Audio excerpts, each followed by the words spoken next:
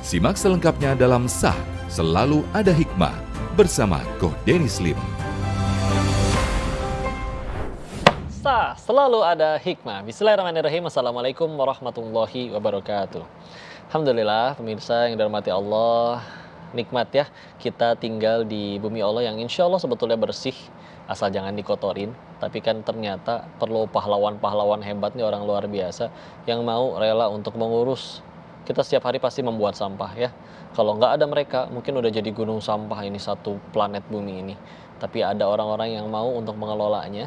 Dan ini bintang tamu Koko ini Masya Allah sudah 7 tahun mengelola sampah, udah paham banget. Tapi bedanya sekarang juga jadi konten kreator yang mengedukasi orang-orang untuk supaya gimana caranya menindaklanjuti sampah-sampah mereka ya. Kita langsung ajak ngobrol beliau. Assalamualaikum warahmatullahi wabarakatuh. Sehat? Iya, Mas Tegar, nggih, Masya Allah. Terima kasih mau diizinin ngobrol bareng di sini. Saya izin tanya-tanya ya. Oke. Jadi tadi benar sudah 7 tahun mengelola sampah? Iya, betul. Berarti awalnya 2018. dari 2018. Kenapa mau waktu itu untuk mulai mengurusi sampah? Awalnya kayak gimana? Jadi pertama saya sendiri memang suka tentang lingkungan hidup sejak dulu, sejak zaman saya sekolah. Dan kedua, jujur saya juga prihatin ya terhadap pengelolaan sampah kita yang Indonesia, negara kita salah satu negara paling banyak membuang sampah ternyata. Peringkat 5 di dunia. 5? Dan, dari jumlah sampahnya? Ya, bisa cek di Google ya teman-teman. Indonesia juga kalau tidak salah itu peringkat ketiga negara paling banyak membuang sampah ke lautan. Oke. Dan Indonesia juga negara kalau nggak salah ranking 2 di dunia yang paling sering membuang sampah makanan, sisa makanan, food waste. Jadi di saat sebagian rakyat kita nyari makan aja susah, nyari sesuap nasi aja susah, tapi faktanya ternyata Indonesia salah satu negara yang paling banyak membuang sampah, kalau nggak salah peringkat 2 di dunia. Nah dari fakta-fakta itulah jujur saya juga sangat gregetan ya, gregetan, pengen beraksi nyata gitulah. Dan ketika penduduk kita semakin bertambah kan otomatis sampah semakin bertambah ya. Tapi sayangnya tata kelola sampah kita, kesadaran masyarakat kita itu sudah puluhan tahun nggak ada perubahan signifikan ya. Jadi itu mungkin motivasi utama saya. Mulainya berarti dari serumah dulu atau sekampung dulu? Jadi dulu ceritanya saya itu tingkat desa dulu, skala desa. Satu desa? Iya, jadi kebetulan di kampung halaman saya di Banyumas, Jawa Tengah ya. Iya. Itu ada program, jadi setiap desa dianjurkan untuk membuat kelompok swadaya masyarakat dulu. Yang khusus untuk mengurusi? Iya, khusus untuk mengurusi sampah. Nah, kebetulan di desa saya sama kakak saya yang terjun ke situ. Yang kebagian peran itu? Sama 2 sahabat saya lah. Itu di 2018 tuh? Iya, betul. Itu awal mula paling kita ngelola sampah 20-an rumah itu. Rumah. Satu RT dulu, awal banget dulu itu. Dapat ilmunya itu waktu itu ada yang ngajarin dulu atau dari mana untuk supaya ini tuh sampah tuh harus diapain gitu? Hampir semua otodidak ya, kita belajar sendiri. Kita dari internet segala macam, kita juga sempat survei ke beberapa daerah ya yang sudah dulu menjalankan pengolahan sampah. Lebih baik ya. Dan sekarang alhamdulillah tadi kalau sempat cari lihat videonya udah sampai ada alat-alatnya ya, dari yang dulu masih se-RT mungkin ya, diangkutin sendiri sampai akhirnya sekarang sudah Masya Allah sebesar itu. Nah, saya yang jadi pertanyaan karena belum pernah ngelihat ya. Jadi sebetulnya sampah itu diapain dari akhirnya yang udah tertimbun sampai istilahnya tadi jadi duit, itu gimana diapain? Oke, jadi kebetulan di tempat kita sampah yang kita olah itu 60% sampah organik. Organik sampah, itu berarti terutama sisa makanan ya. Sisa makanan. Ya, jadi kayak kulit pisang gitu-gitu ya. Iya, betul. Itu komposisi terbesar 60% lebih. Nah, kalau di tempat kita itu sampah organik kita gunakan untuk pakan larva BSF Mungkin Larva itu Kodenis. belatung gitu? Iya betul. Heeh. Tapi belatung ini, larva BSF ini beda ya, beda dengan belatung yang kita lihat di di kotoran gitu-gitu ya. Kalau larva Black Soldier Fly ini Heeh. dia tidak menyebarkan penyakit, dia mengurainya jauh lebih cepat, dan sampai saat ini kita banyak cari metode ya paling efisien, paling efektif untuk sampah organik itu pakai larva BSF atau maggot. Diapain si larvanya itu? Dia ujuk-ujuk ada di situ atau dengan sengaja kita taruh sebagian tadi larva tersebut sampai akhirnya dia makanin semua sampah itu? Jadi sampah organik kita untuk pakan si maggot itu kita budidayakan sebenarnya. Jadi kita emang udah ada nih di budidaya. Iya, si maggotnya dibudidayakan, kita bikin siklusnya, kita ada pembibitannya, ada siklusnya. Itu kan si maggot ini kan kalau udah tua dia jadi lalat ya. Nah itu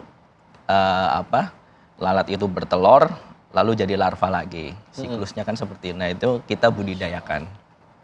Insya Allah. Jadi emang sengaja ya. Jadi Allah udah nyiptain alam yang memang gimana caranya sampah itu akan ada. Tapi Allah juga nyiptain makhluk yang memang makanannya itu ya. Betul. Sampah. Dan Masya Allah, ini pemirsa kok makin penasaran ya. Ini gimana cara membudidayakannya sampai akhirnya itu sampahnya itu diapain sama mereka. Terus kan akhirnya ujung-ujungnya mereka jadi lalat. Nah ini gimana cara ngurus lalatnya juga. Maka jangan kemana-mana. Tetap di program Selalu Ada Hikmah. Jangan kemana-mana. Iya, sekilonya segitu. Iya. Sehari berapa ton sampah atau sebulan berapa ton sampah? Kalau untuk sampahnya yang kita kelola, set kita yang paling besar di Bogor itu kapasitas 60 ton per hari. 60 ton per hari. Iya.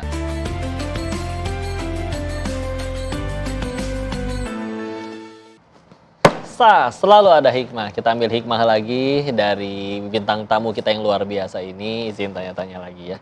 Jadi awalnya itu kan sekarang sampah yang dikelola sekota atau Jadi kita punya pengolahan sampah itu di 3 tempat. Di Banyumas, Jawa Tengah, di Bogor, Jawa Barat, dan Bogor ada? Di mananya di Bogor? Di Puncak, di kawasan Taman Safari. Kebetulan set itu set terbesar kita yang ada di Bogor. Set utama kita yang di situ. Prosesnya gimana pertama? Jadi itu sampah dipisahin dulu, yang organik sama anorganik. Jadi yang plastik atau apa digeser. Tadi kan baru bicara yang anorganik, ya. Dipisahin dulu berarti ya? Ya, jadi kita ada beberapa tahap ya. Jadi pertama kita selalu menyarankan untuk sampah dipilah dari hulunya. Dari rumah kita terus adakan edukasi, ya betul. Kita edukasi, kita sosialisasi lah tanpa henti itu. Nah, kedua sampah yang sudah datang ke tempat kita, kita pilah manual dulu. Pilah manual. Nah, terus berikutnya kita pilah juga menggunakan mesin pemilah otomatis. Ada ya. Jadi kita punya mesin pemilah otomatis itu untuk memilah organik dan anorganik. Terpisahlah jadi tadi yang anorganik tuh. Iya, betul. Yang food waste biasanya. Terus disengaja dikasih benih larva tadi. Iya. Biar mereka tumbuh dan makan di situ. Iya, jadi kita punya tempat pembibitan sendiri, pembesaran sendiri, terus untuk dijadikan, kita kan produk turunan dari larva itu sebenarnya banyak banget ya. Jadi kita dari larva itu kita bisa jual untuk pakan hewan sebenarnya. Ya, emang setelah akhirnya si sampah itu dimakanin sama larvanya, jadi berubah jadi makanan hewan gitu atau gimana? Jadi sampah organik itu kan dimakan sama larva ya. Nah, larva itu setelah 2 minggu atau 3 minggu kita panen. Lah larva ini dia itu bisa jadi solusi pakan alternatif ya. Untuk unggas, untuk ikan. Jadi dedek gitu ya? Iya, bisa kita kasih hidup ya, larva hidup. Terus kita bisa olah lagi. Udah pada gendut tuh maggotnya. Itu kan salah satu sumber protein ya, karena proteinnya 40% itu juga bagus. Dijadikanlah makanan unggas. Iya, kalau di tempat kita kita juga diproses juga, dikeringkan. Jadi maggot itu kita keringkan, kita kurangin kadar airnya lah istilahnya. jadi crispy. Jadi crispy betul. Nah itu kita bisa jual dengan harga yang jauh lebih tinggi. Dijualnya di Indonesia atau diekspor keluar? Kalau saat ini kita masih fokus di Indonesia karena ternyata juga permintaannya. Oke. Jadi itu sampah dikasih maggot, dimakanin, sampahnya habis, tinggal maggotnya udah pada gendut-gendut, udah banyak. Itu kita panen. Itu dijual. Itu dalam 2 minggu panen. Panennya 2 minggu sekali. Iya, sebenarnya tergantung treatmentnya dan tergantung kita, kalau di kita kan kita sudah pilah ya. Oh ini khusus untuk indukan, untuk budidaya. Oh ini khusus untuk dijual. Jadi ya rata-rata 2 minggu sampai 3 minggu. Nah jualnya berarti apa? Dikiloin atau? Iya, per kiloan biasanya. Orang beli maggot itu emang biasanya mungkin buat makanan ternak kali ya? Atau buat apa lagi biasanya? Kalau yang maggot kering ya, kebetulan kita sekarang malah fokusnya ke maggot yang kering, itu yang crispy. Itu salah satu yang sedang ramai itu pembudidaya ikan koi. Oh buat jadi makanan koi? Iya, koi, terus apa, ikan-ikan predator, terus reptil. Ya itu utamanya sih itu. Dijual sekilonya berapa maggot, Mas? Kalau untuk yang kering kita jual paling murah itu 20.000. 20.000. Iya. Kalau Jadi tadi kita yang basah yang jadi ada pakan. grade-grade-nya juga. Kalau yang basah jadi semurah-murahnya berapa, semahal-mahalnya berapa? Kalau yang hidup kita paling jual 1 kilo 6.000, 7.000. Kalau yang udah kering itu paling murah 20.000. Sekilonya segitu? Iya. Sehari berapa ton sampah atau sebulan berapa ton sampah? Kalau untuk sampahnya yang kita kelola, set kita yang paling besar di Bogor itu kapasitas 60 ton per hari. 60 ton per hari? Iya. Dari 60 ton sampah jadi maggotnya berapa kilo? Itu sebenarnya tergantung ininya ya. Saya nggak bisa, oh ini sekian jadi sekian kilo karena ada treatment khusus ya. Ada yang kita olah jadi indukan, ada yang kita olah itu macem-macem sih ya. Oke, jadi ada yang indukan, Iya. dia memang nanti buat ngasilin maggot-maggot lainnya. Betul. Ada yang memang kita akhirnya putar jadi siklus, dijual. ada yang dijual. Wih, luar biasa tahu. Di saat ini satu sisi ngebantu manusia untuk supaya mengelola sampah biar nggak berantakan, bau dan tentu tidak nyaman. Tapi juga, bisnis yang luar biasa ini ternyata. Ayo tertarik, mau pada resign, mulai bisnis sampah. Jangan kemana-mana, kita ambil hikmah selanjutnya tetap di Selalu Ada Hikmah. Semakin sering kamu buang sampah itu kalau menurut saya sih sama aja kita meracuni generasi berikutnya ya. Itu sama aja kita meracuni anak cucu kita sebenarnya kalau kita buang sampah. Jadi jangan buang sampah sembarangan deh. Sebijak mungkin ya, jangan boros, jangan malah ya kita kan banyak nggak habis, dikit nggak doyan buang. Di saat Betul. orang yang juga saudara-saudara kita kelaparan, Masya Allah.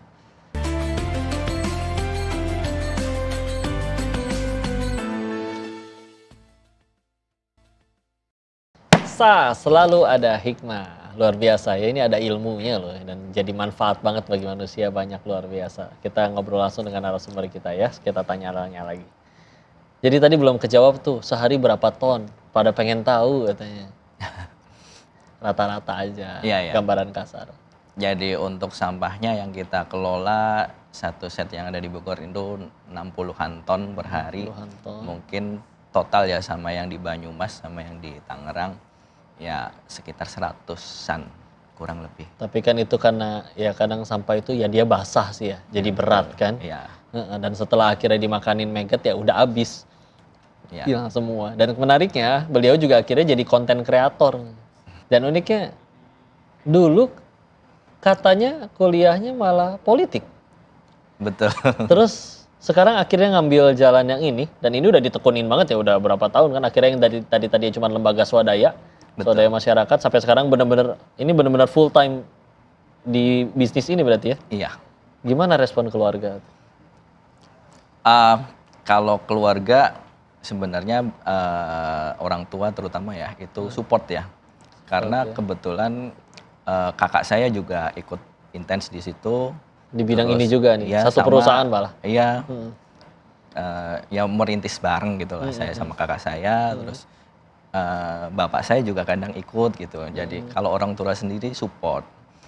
Cuma ya banyak juga yang apa ya, mungkin menganggap remeh ya. Terus apalagi dulu saya 2018 itu baru lulus kuliah. Oke. Saya baru lulus kuliah. Yang lain mah mungkin kerja kantoran pakai dasi di kantor adem. Ini Betul. malah ya Allah. Iya, itu saya baru lulus kuliah waktu. Nah sekarang gimana nih respon teman-teman yang ngelihat wah ternyata sudah sebesar ini, udah masuk TV malah sekarang. Gimana mereka ada pernah kontak lagi nggak kayak gimana? Iya, banyak. Banyak. banyak. Banyak. Pengen ikut malah. Iya, ya nyari loker lah segala macam. Nyari loker. Ada yang ya pengen main, banyak. Dan kalau sekarang ternyata karyawannya sudah ada berapa? Segar? Kalau kita sekitar 50. Sudah 50, sudah membawahi 50 orang. Masya Allah. Jadi rezeki bagi mereka. Ini keren banget. Minta diedukasi ya, yang biasa disampaikan kepada masyarakat nih. Supaya ya minimal nggak buang sampah sembarangan. Tadi juga untuk supaya difilter dari hulunya. Minta disampaikan kepada masyarakat. Silakan yang menonton. Oke, pertama buat semua ya yang pengen berkontribusi ke lingkungan, mulai aja dulu, mulai dari yang kecil. Karena saya juga dulu awal mulai dari yang kecil ya. Jangan sepelekan yang kecil. Justru saya lebih apresiasi yang kecil tapi ada actionnya daripada yang muluk-muluk ya tapi nggak ada actionnya. Terus apa namanya? Yang kedua, jika semakin sering kamu buang sampah itu kalau menurut saya sih sama aja kita meracuni generasi berikutnya. Itu sama aja kita meracuni anak cucu kita sebenarnya kalau kita buang sampah. Jadi jangan buang sampah sembarangan deh. Sebijak mungkin ya, jangan boros, jangan malah ya kita kan banyak nggak habis, dikit nggak doyan buang, nggak doyan buang. Di saat Betul. orang yang juga saudara-saudara kita kelaparan, Masya Allah. Maka Masya Allah, kita teringat bahwa tujuan kita diciptakan di dunia itu salah satunya sebagai khalifah di muka bumi, ya. Ja'ilun fil ardi khalifah, sebagai penggantinya Allah di muka bumi. Dan ternyata ada dua lagi tujuan awal. Yang itu pertama untuk beribadah, khalifah itu. Yang kedua untuk di surat 11 surat Hud ayat 61. Wasta'amarakum fiha, memakmurkan apa yang ada di dalamnya. Maka di saat yang lain sibuk dengan akhirnya berbuat kerusakan, jadi limbah dan segala macam demi kekayaan, demi perutnya sendiri. Masya Allah, ini ada orang-orang seperti beliau dan kawan-kawan yang Masya Allah malah mengurusin limbah itu sampai jadi kebaikan, hilang, jadi pakan ternak, ada yang mungkin juga jadi pupuk, jadi apapun itu. Tapi akhirnya jadi terkendali, sehingga kita masih bisa tinggal di bumi yang cantik ini, yang indah ini. Maka nggak bisa sendirian, kita harus bantu. Karena kita juga sama-sama manusia, tugas kita dari Allahnya sama. Maka yuk, ini dengan niatnya untuk sekedar peduli lingkungan, atau yang akhirnya sekedar nggak suka dengan kotor, jorok, tapi bisa jadi pahala yang luar biasa setelah akhirnya Allah udah ridho. Lihat, bahkan jadi rezeki juga yang luar biasa. Maka untuk itu makasih banyak Mas Tegar ilmunya, nasihatnya. Mudah-mudahan yang nonton juga terinspirasi. Pemirsa semuanya, kalau pengen hikmah lagi selanjutnya sebanyak-banyaknya, maka selalu aja tonton di acara Sah. Selalu ada hikmah. Sampai jumpa di episode selanjutnya. Assalamualaikum warahmatullahi wabarakatuh.